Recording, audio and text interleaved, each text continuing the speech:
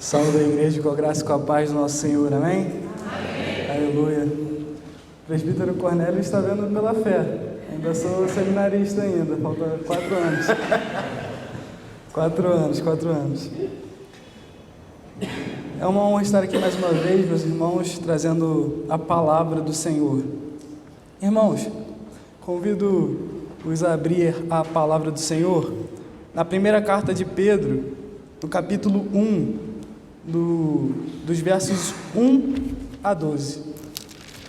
Primeira carta de Pedro, capítulo 1, dos versos 1 a 12.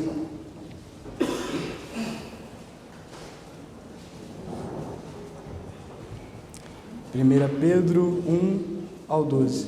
1 a 12. Está escrito assim: Pedro, apóstolo de Jesus Cristo, aos eleitos que são forasteiros da dispersão no Ponto, Galácia, Capadócia, Ásia e Bitínia, eleitos segundo a presciência de Deus Pai, em santificação do Espírito, para a obediência e a aspersão do sangue de Jesus Cristo. Graça e paz vos sejam multiplicados. Bendito Deus e Pai de nosso Senhor Jesus Cristo, que segundo a sua muita misericórdia, nos regenerou para uma viva esperança, mediante a ressurreição de Jesus Cristo dentre os mortos, para uma herança incorruptível, sem mácula, imarcessível, reservada nos céus para vós outros que sois guardados pelo poder de Deus, mediante a fé, para a salvação preparada para revelar-se no último tempo. Nisso exultais, embora no presente, por breve tempo, se necessário, sejais contristados por várias provações, para que, uma vez confirmado o valor da vossa fé, muito mais preciosa do que ouro perecível, mesmo apurado por fogo, redunde em louvor, glória e honra na revelação de Jesus Cristo, a quem, não havendo visto, há mais, no qual, não vendo agora, mas crendo, exultais com alegria indizível e cheia de glória, obtendo o fim da vossa fé, a salvação da vossa alma. Foi a respeito desta salvação que os profetas indagaram e inquiriram, os quais profetizaram acerca a vós outros destinada, investigando atentamente qual a ocasião ou quais as circunstâncias oportunas indicadas pelo Espírito de Cristo que neles estava, ao dar de antemão testemunho sobre os sofrimentos referentes a Cristo e sobre as glórias que os seguiriam. A eles foi revelado que, não para si mesmos, mas para vós outros, ministravam as coisas que agora vos foram anunciadas por aqueles que, pelo Espírito Santo, enviado do céu, vos pregaram o Evangelho. Coisas essas que os anjos anelam perscrutar. Amém. Vamos orar. Senhor Deus, eterno Pai, muito obrigado, Senhor, por este culto. Muito obrigado, Pai, pela oportunidade que o Senhor nos deu e nos concedeu de virmos até a Tua casa, Senhor, para em união louvarmos ao Teu santo nome.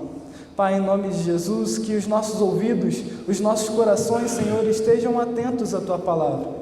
Que o Teu Espírito, Senhor, possa aplicar esta palavra como flecha ao coração dos meus irmãos, assim como foi ao meu. Em nome de Jesus, usa-me com o Teu Espírito Santo nesta noite, para a Tua honra e para a Tua glória.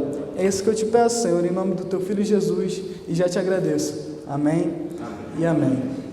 Aleluia. Meus irmãos, no norte da Tailândia, no dia 23 de junho de 2018, 12 meninos de 11 a 16 anos, com o seu treinador de futebol de 25 anos, foram surpreendidos por uma poderosa chuva depois do seu treino de futebol. Eles buscaram refúgio em uma caverna profunda e perto, e eles esperavam que rapidamente a chuva passasse. Entretanto, a chuva não parava, e cada vez mais eles eram empurrados pela água a entrarem na caverna. O tempo passa e seus pais, preocupados que eles não chegavam, começaram a se reunir e buscar as autoridades, buscar os governantes para ajudá-los nesta busca. Dá-se início então a uma busca incansável do governo pela esperança de encontrar esses meninos com seu treinador ainda com vida. Autoridades locais e até mesmo internacionais foram convocadas para essa busca. Lembro-me que nos noticiários só passava isso, o resgate dos meninos da Tailândia, todos os dias. O mundo inteiro esperava encontrá-los, mas a cada dia que passava, a esperança diminuía e as incertezas ficavam maiores. Graças a Deus, 9 dias depois do início das buscas, os 12 meninos foram encontrados junto com o seu treinador. A esperança ainda estava viva, como esses meninos ainda estavam vivos. A esperança é aquilo que pode definir o que o apóstolo Pedro, tenta transmitir aos cristãos nesta primeira carta à igreja. Pedro escreveu para os cristãos que estavam dispersos na Ásia Menor, na atual Turquia, a fim de exortá-los com uma firme e viva esperança para se manterem firmes em meio à perseguição. Muito provavelmente esses cristãos estavam sob perseguição do Império Romano, mas não de maneira oficial, tanto de judeus como de governantes. Pedro envia a carta, primeiramente, ao povo eleito e escolhido por Deus que estavam localizados na Turquia. Mas essa carta tinha o objetivo de circular em todas as igrejas. Esses eleitos que Pedro fala no verso 2 foram conhecidos e obviamente escolhidos antes mesmo de nascer. Assim, o Senhor envia o seu Espírito para os resgatar, santificar, a fim deles andarem em uma nova vida a partir da aspersão do sangue de Cristo. Pedro então glorifica e louva a Deus no verso 3, segundo a sua grande misericórdia que lhes foi concedida. Pois Ele os regenerou, deu uma nova vida e nascimento através da ressurreição de Jesus Cristo dos mortos. E com essa ressurreição eles receberam uma herança essa que, como o verso 4 diz, é incorruptível, sem manchas e imarcessível, que quer dizer algo que não pode murchar, algo que não perde o seu frescor. E ela é incorruptível, algo que se não pode perder, pois afinal eles eram guardados pelo poder de Deus. A força dessa expressão é comunicada no grego pelo verbo militar, que quer dizer aquele que guarda uma torre de vigia. Eles seriam guardados fielmente por Deus. Além disso, eles seriam guiados e levados até a salvação que seria apresentada no último dia. Por essa redenção e salvação, os cristãos deveriam exultar. O apóstolo diz que eles deveriam exultar mesmo em meio às diversas dificuldades, perseguições, por declararem que creem no nome do Filho de Deus. Na verdade, esses problemas enfrentados eram provações essas que tinham o objetivo de amadurecer, confirmar e refinar a fé deles. Pedro faz a comparação com o ouro, que perece e é menos valioso do que a fé. Pois assim como o ouro é refinado e se purifica através do fogo, assim também a fé é purificada e fortalecida através das perseguições e provações. Portanto, exultem nas provações, diz o apóstolo. Isso redundará em honra, glória e louvor na revelação final de Jesus Cristo. Jesus esse que vocês não viram, mas amam de todo o coração. Cristo que vocês não veem agora, mas creem e louvam com uma alegria indizível e cheia de glória, porque já obtiveram o fim da vossa fé, a salvação da vossa alma. Essa salvação está em todo o Antigo Testamento.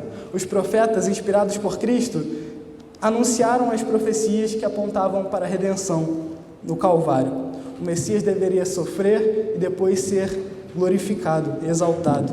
A mensagem da Boa Nova da salvação era pregada pelos mensageiros do Senhor mediante o poder do Espírito Santo e a sua palavra, que revelava Cristo para os perdidos, algo tão maravilhoso que até os anjos anseiam observar. Diante disso, convido os irmãos a refletir sobre a viva esperança do Evangelho. Arthur, mas por que o Evangelho nos dá uma viva esperança? Ora, ela é viva porque Cristo vive. Atentem comigo os versos 3 e 5.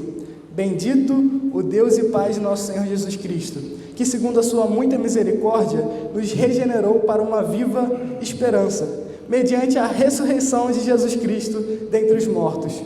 O Senhor deve ser louvado, e é assim que Pedro começa a sua carta. Bendito Deus e Pai de nosso Senhor Jesus Cristo, diz ele. E por que Pedro começa louvando ao Senhor? Pois bem, Pedro sabe que Deus não tinha nenhuma obrigação, não precisava nos resgatar das trevas para a sua maravilhosa luz. Deus seria totalmente justo caso nos deixasse mortos em nossos delitos e pecado. Todavia, meus irmãos, graças à sua muita misericórdia, como o apóstolo escreve, Ele nos regenerou, purificou, nos lavou e Deus deu novos corações, por meio da ressurreição de Jesus Cristo dentre os mortos. Cristo, o Verbo de Deus, aquele que estava no princípio com Deus, se fez carne e habitou entre nós, cheio de graça e de verdade. Ele, o Cristo, andou entre nós, e os cegos viram, os coxos andaram, os leprosos foram purificados, os surdos ouviram e os mortos foram ressuscitados mediante a sua palavra. Mas fazer milagres e maravilhas não era a sua missão principal. De fato, ele veio à terra com apenas um propósito final: morrer. Morrer pelos pecados do seu povo, morrer para que nós pudéssemos viver, pois é através da sua morte que a morte já não tem mais poder sobre nós. É na morte, ou melhor, na ressurreição de Jesus Cristo, que Paulo se gloria da própria morte em 1 Coríntios, capítulo 15, versículos 55 a 57, onde ele diz: onde está, ó morte, a tua vitória? Onde está, ó morte, o teu aguilhão? O aguilhão da morte é o pecado, e a força do pecado é lei. Graças a Deus que nos dá a vitória por intermédio do nosso Senhor Jesus Cristo. Pois é através da morte, como Paulo diz em Romanos capítulo 5, versos 1 e 2, que nós somos justificados, pois, mediante a fé. E agora nós temos paz com Deus por meio de nosso Senhor Jesus Cristo, por intermédio de quem obtivemos igualmente acesso, pela fé, a esta graça na qual estamos firmes e gloriamo-nos na esperança da glória de Deus. Mas além disso, a Bíblia nos relata, e Pedro nos lembra, que Cristo não está morto, mas ressuscitou dentre os mortos. A morte não pôde detê-lo, e Jesus ressurgiu. Meus irmãos, a ressurreição de Jesus Cristo é a base fundamental do cristianismo. Se Cristo não ressurgiu, não tem motivo de estarmos aqui. Não tem nenhum propósito em nos reunirmos todo domingo para ouvir a palavra, para ouvir cantar louvores. Tudo isso seria uma farsa, tudo isso seria uma mentira. Ir à igreja ou ir a um clube seria a mesma coisa, não faria diferença. Entender que Cristo ressuscitou dentre os mortos em carne e osso é plenamente importante ao cristianismo.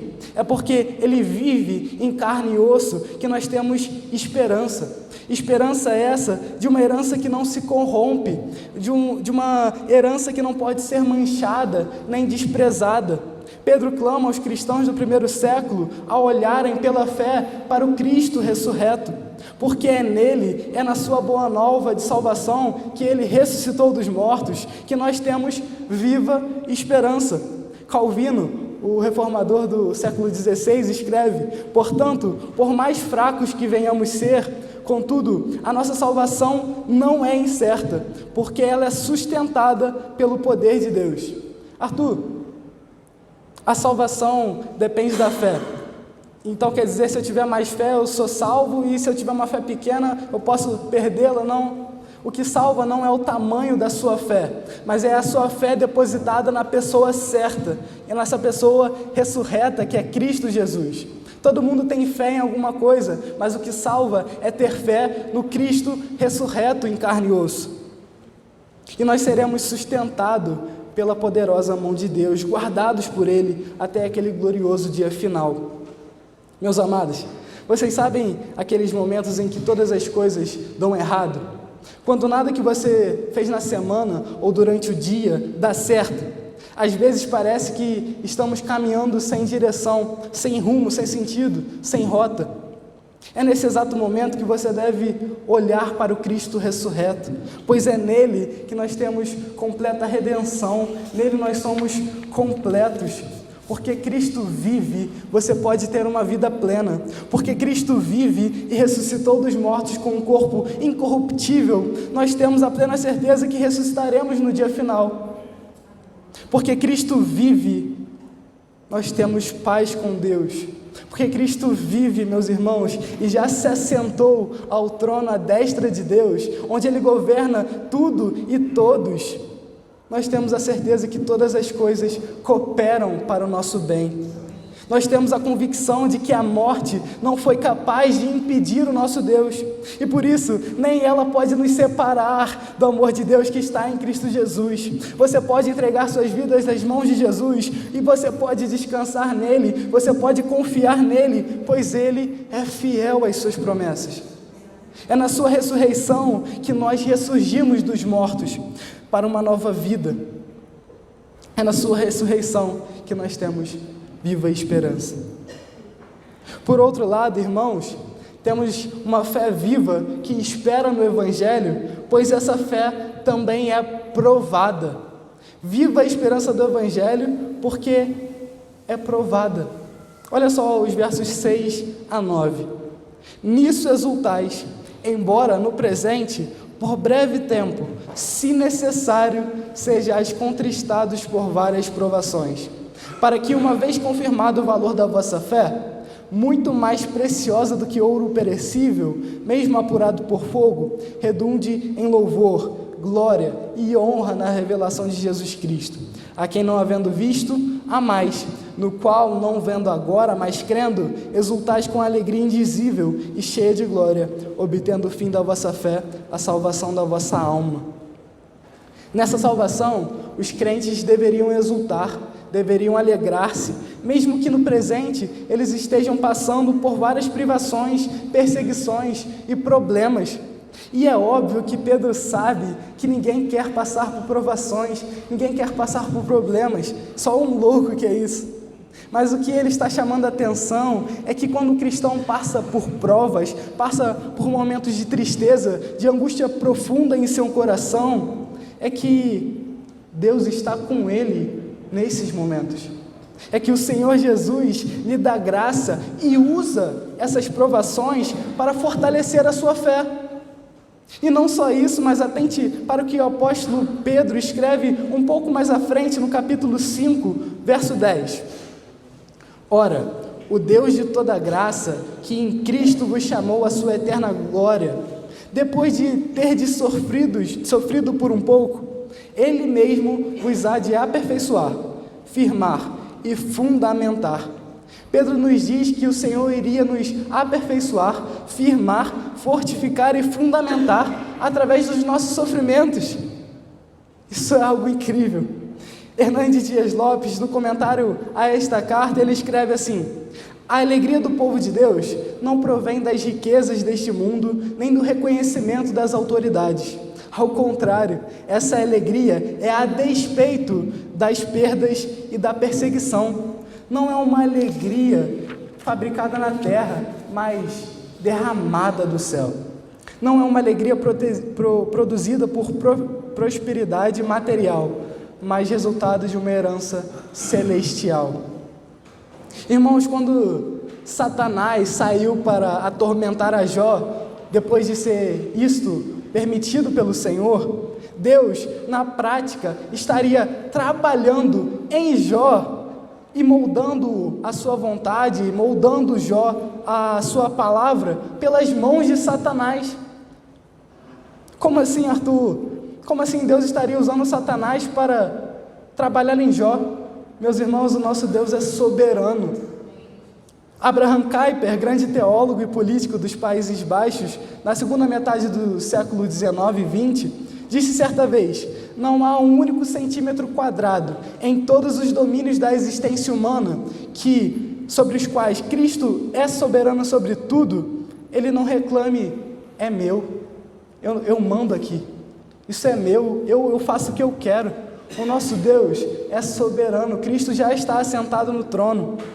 Na história de Jó, lemos que o próprio Jó, que nunca passou pela mente dele e Deus não lhe respondeu a nenhuma das suas indagações a despeito dos seus sofrimentos, das suas angústias, porque quando Jó perguntava, Deus não lhe respondia.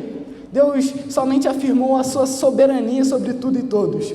No final do seu livro, em Jó, capítulo 42, de vocês acompanharem comigo, Jó capítulo 42, versos 2 a 6, está escrito assim: declaração de Jó no final do seu livro, depois de passar por todas as provações que o Senhor lhe tinha dado. Antes da sua restauração, ele escreve assim, ele diz: bem sei que tudo podes, e nenhum dos teus planos pode ser frustrado. Quem é aquele, como disseste, que sem conhecimento encobre o conselho? Na verdade, falei do que não entendia, coisas maravilhosas demais para mim, coisas que eu não entendia. Escuta-me, pois havias dito, e eu falarei. Eu te perguntarei, e tu me ensinarás. Eu te conhecia só de ouvir, mas agora os meus olhos te veem. Por isso me abomino e me arrependo no pó e na cinza. É bem verdade, irmãos, que Deus não tenta ninguém, pois Ele mesmo não é tentado pelo mal, e a ninguém tenta, como escreve na carta de Tiago. Contudo, o Senhor nos coloca à prova para refinar a nossa fé. E Pedro faz uma comparação no verso 7, no qual nós devemos nos atentar. Ele escreve no verso 7 de 1 Pedro, assim, verso 7: para que, uma vez confirmado o valor da vossa fé, muito mais preciosa do que ouro perecível, mesmo apurado por fogo, redunde em louvor, glória e honra na revelação de Jesus Cristo. O ouro bruto, assim como qualquer outro metal, ao ser extraído, ele deve ser refinado. O processo de refinamento do ouro que Pedro se refere é o passar pelo fogo. E o fogo tira as suas impurezas, tira aquilo que não é válido nele e o torna mais valioso, mais puro e mais limpo. O mesmo, diz Pedro, ocorre com a fé. O valor desta se torna ainda maior, mais forte e robusta por passar por provações. O ouro é perecível, terreno e mesmo assim muito valioso. Pedro nos diz que a fé refinada, por passar pelas provações, vale muito mais e não perece comparado com o ouro. O apóstolo Paulo, em consonância com Pedro, escreve em Romanos capítulo 5, versos 3 e 5. E não somente isto, mas também nos gloriamos nas próprias tribulações, sabendo que a tribulação produz perseverança, e a perseverança, experiência, e a experiência, esperança. Ora, a esperança não confunde, porque o amor de Deus é derramado em nosso coração pelo Espírito Santo que nos foi outorgado. Tiago nos diz que deve ser motivo de toda alegria o passarmos por várias provações. Quando a nossa fé é aprovada e, por fim, purificada, a nossa vida se torna um testemunho que dará louvor, glória e honra ao Senhor Jesus.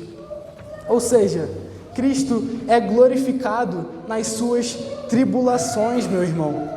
Ele é glorificado nelas quando você se dobra de joelho diante dele e continua firme, mesmo quando o barco naufraga, mesmo quando tudo dá errado, e você se mantém firme, e você se mantém com os joelhos e os olhos fixos em Cristo, pois afinal é quando você é aprovado que você tem a oportunidade de se derramar e de mergulhar mais profundo na sua maravilhosa graça.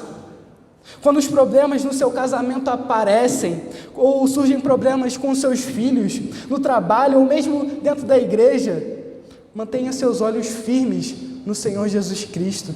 Busque abrigo nas asas do Eterno, pois Ele já fez tudo por você.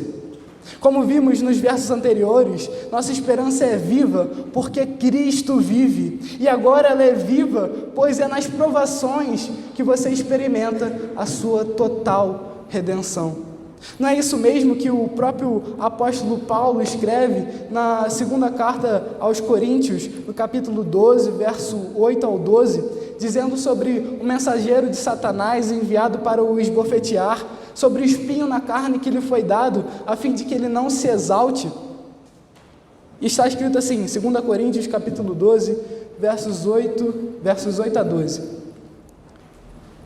Por causa disso, 3 vezes pedi ao Senhor que o afastasse de mim. Então ele me disse: a minha graça te basta, porque o poder se aperfeiçoa na fraqueza. De boa vontade, pois, mais me gloriarei nas fraquezas, para que sobre mim repouse o poder de Cristo. Pelo que sinto prazer nas fraquezas, nas injúrias, nas necessidades, nas perseguições, nas angústias, por amor de Cristo. Porque quando sou fraco, então é que sou forte. Esse Senhor Jesus, a quem nós não havemos visto, porém amamos. Senhor Jesus, que nós não conseguimos ver agora em carne e osso, mas crendo que Ele ressuscitou dentre os mortos e sabendo disso, nós o exultamos e nós exultamos, mesmo em meio às dificuldades que vivemos nesta terra, com alegria indizível e cheia de glória. Pois nele, em Cristo, já temos aquilo que nos dá a base para dar a outra face à tapa, para dar, além da túnica que nos pede, a capa também, para andar não somente 1 milha, mas 2. Nele, nós podemos amar os nossos inimigos que nos odeiam, pois Ele nos amou quando éramos inimigos seus. Tudo isso, irmãos, porque em Cristo nós temos a salvação da nossa alma. Ainda mais, a viva esperança do Evangelho chega até nós por meio dos escritos proféticos e apostólicos, porquanto é anunciada. Versos 10 a 12. No qual está escrito assim: Foi a respeito desta salvação que os profetas indagaram e inquiriram, os quais profetizaram acerca a vós outros destinada, investigando atentamente qual a ocasião ou quais as circunstâncias oportunas indicadas pelo Espírito de Cristo que neles estava, ao dar de antemão testemunho sobre os sofrimentos referentes a Cristo e sobre as glórias que os seguiriam. A eles foi revelado que, não para si mesmo, mas para vós outros, ministravam as coisas que agora vos foram anunciadas por aqueles que, pelo Espírito Santo enviado do céu, os pregaram o Evangelho, coisas essas que os anjos anelam perscrutar. A salvação nos foi apresentada e evangelizada, ou seja, a boa nova de Jesus Cristo, a sua ressurreição, já fora prometida desde Gênesis capítulo 3, verso 15, no qual está escrito: porém inimizade entre ti e a mulher, entre a tua descendência e o teu descendente, este te ferirá a cabeça e tu lhe ferirás o calcanhar. Os profetas do Antigo Testamento profetizaram acerca da salvação que nos foi plenamente manifestada na cruz de Cristo, onde Ele esmagou a cabeça da serpente, encravando o escrito da dívida que era contra nós na cruz. Deus resgatou um povo para si na ressurreição de Jesus Cristo, na cruz de Cristo. Resgatou um povo seu que Pedro descreve 1 ou 2 páginas à frente, em 1 Pedro, capítulo 2, versos 8 a 9, no qual ele descreve este povo, versos 9 a 10, perdão. Vós, porém, sois raça eleita, sacerdócio real, nação santa, povo de propriedade exclusiva de Deus, a fim de proclamardes as virtudes daquele que vos chamou das trevas para a sua maravilhosa luz. Vós, sim, que antes não erais povo, mas agora sois povo de Deus, que não tinhais alcançado misericórdia, mas agora alcançaste misericórdia. Somos uma raça eleita, um povo santo que pertence ao Senhor dos Exércitos por direito de criação e por compra mediante o sangue. Somos enviados pelo Senhor a proclamar, a anunciar o Evangelho e aquilo que Ele já fez conosco, enviados a espalhar a sua salvação. Os profetas escreveram sobre as circunstâncias e as ocasiões oportunas da vinda do Messias, do filho de Davi. O profeta Miqueias, no capítulo 5, verso 2, fala sobre aquele que deveria nascer e reinar em Israel, em Belém, que era uma cidade que nem figurava entre os milhares de Judá. E não só as ocasiões, mas também como Isaías diz no capítulo 53, versos 5 a 7, que ele, como cordeiro mudo, foi enviado e como cordeiro mudo não abriu a boca mediante os seus agressores e transgressores. Ele foi transpassado pelas nossas iniquidades. Eles profetizaram também sobre as glórias e maravilhas que seguiriam o Messias depois da sua ressurreição. Daniel capítulo 7, verso 13, escreve que estava olhando para o alto céu à noite e veio a visão nele, e então ele viu um como filho do homem vindo sobre as nuvens, e esse filho do homem se dirigiu ao ancião de dias, e então todo o poder lhe foi dado, todo o domínio, toda a glória, todos os reinos lhe foram dados, para que todo o povo, nação, homens, mulheres, crianças e jovens fossem dobrados diante do seu poder, adorassem ao nosso Deus, pois o seu reino é eterno e jamais será destruído. Todas essas profecias falaram e proclamaram, ou seja, anunciaram a respeito da salvação que encontramos no Senhor Jesus Cristo, o Filho do Homem. Essa salvação nos é manifestada por meio do anúncio do Evangelho. Anúncio esse feito pelo Espírito Santo que nos convence do pecado, da justiça e do juízo. Nós necessitamos ouvir o Evangelho, pois só conhecemos a Jesus Cristo por meio do anúncio do Evangelho, o anúncio da sua salvação. Paulo escreve em Romanos capítulo 10, verso 13, assim: porque todo aquele que invocar o nome do Senhor será salvo, como porém invocarão aquele em que não creram? E como crerão naquele de quem nada ouviram? E como ouvirão, se não há quem pregue? E como pregarão, se não forem enviados? Como está escrito: quão formosos são os pés daqueles que anunciam as coisas boas. Mas nem todos obedeceram ao Evangelho, pois Isaías diz: quem acreditou na nossa pregação? E assim, a fé vem pela pregação, e a pregação pela palavra de Cristo. Pregar somente a Bíblia é necessário. E por que é necessário? Pois é somente de uma exposição fiel do texto bíblico que Cristo e a sua salvação nos são apresentadas de uma maneira pura, de uma maneira simples. Uma exposição fiel do texto bíblico é aquela que o pregador não fala do que ele acha, do que o texto está dizendo, mas fala somente aquilo que o texto realmente diz. Irmãos, é na proclamação viva da esperança do Evangelho que o Espírito Santo, usando os mensageiros, pregadores, pastores, dá vida ao seu povo. Pregação é essencial ao Evangelho.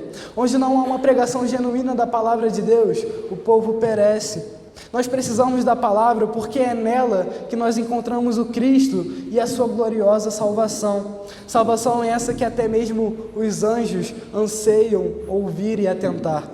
Portanto, todos aqueles que já foram alcançados pelo anúncio do Evangelho devem estar efervescentes para proclamá-la ao mundo.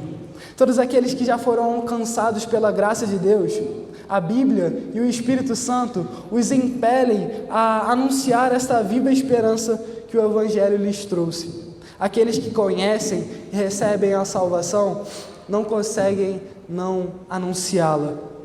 Deste modo, a viva esperança do Evangelho é muito mais do que aquilo que o mundo esperava daqueles meninos da Tailândia em 2018. Esses, graças ao nosso bom Deus, foram salvos e resgatados com vida 6 dias após serem encontrados, contando 17 dentro da caverna. Todavia, a viva esperança do Evangelho chega até nós no século 21, pois o nosso Senhor não está morto, mas vive. Nós temos uma viva esperança do Evangelho porque Cristo vive e ela já foi provada e ela está sendo provada hoje. A cada dia ela é experimentada e testada. Ela é confirmada quando sou incentivado pela palavra de Deus a matar o meu eu, a matar o meu querer, incentivado a fazer morrer o meu eu em prol do que Ele quer de mim, do que Ele anseia de mim, do que Ele sonha de mim. E além de ser provada, ela é anunciada todos os dias quando leio e escuto a palavra da verdade. E ao ser anunciada, ela quebranta o meu orgulho e o meu coração orgulhoso, levando-me a espalhar a gloriosa salvação que me foi alcançada por graça. Que o Senhor nos dê um coração puro, que é inflamado, meus irmãos, pela viva esperança do Evangelho. Ó Deus, dá-nos um coração que te ama e que submete a tua gloriosa salvação e a tua soberana vontade. Vamos orar? Senhor Deus eterno, Pai, muito obrigado, Pai, pela oportunidade de ouvir a Tua voz. Muito obrigado, Senhor, pela Tua palavra. Em nome de Jesus, Senhor, guia-nos para as nossas casas, guia-nos, Pai, segundo a Tua gloriosa mão. Proteja-nos, Pai, e fortifica-nos, fortifica a nossa fé. Nós cremos, mas ajuda-nos a crer, como diz aquele homem para o nosso Cristo. Ajuda-nos a crer, ajuda-nos a nos moldar segundo a Tua palavra.